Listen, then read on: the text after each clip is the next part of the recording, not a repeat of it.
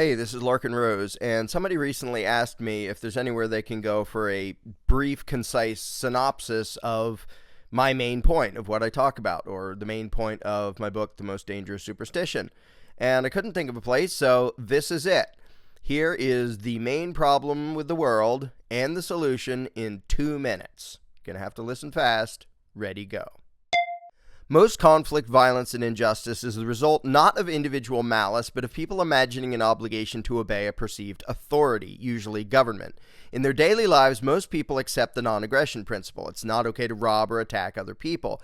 But they've been taught that government has an exemption from that rule, and that legalized theft and thuggery, taxation, and law enforcement are moral, legitimate, and necessary for society. Here are 3 independent proofs that the concept of government is not just susceptible to corruption and abuse, but is, by its very nature, self-contradictory and insane. Number 1, there is no documented procedure whereby any person or group of people can delegate to another a right which the first person or group didn't have to begin with.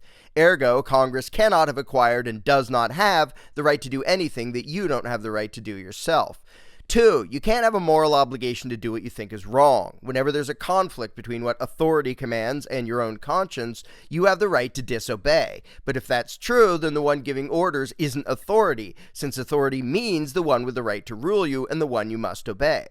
3, no document or ritual can alter morality and make an evil act good. Either man-made law matches objective morality, in which case the law is redundant and irrelevant, or it conflicts with objective morality, in which case it is illegitimate and should be disobeyed. Either way, legislation never creates any obligation to obey, and therefore has no authority.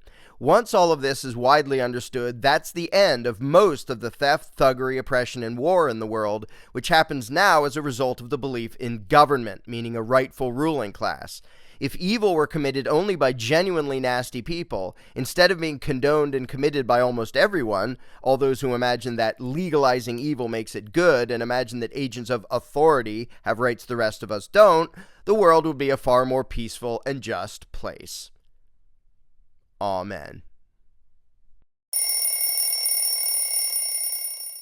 Now, if you have more than 2 minutes to spare and want a thorough explanation of this, then get a copy of The Most Dangerous Superstition.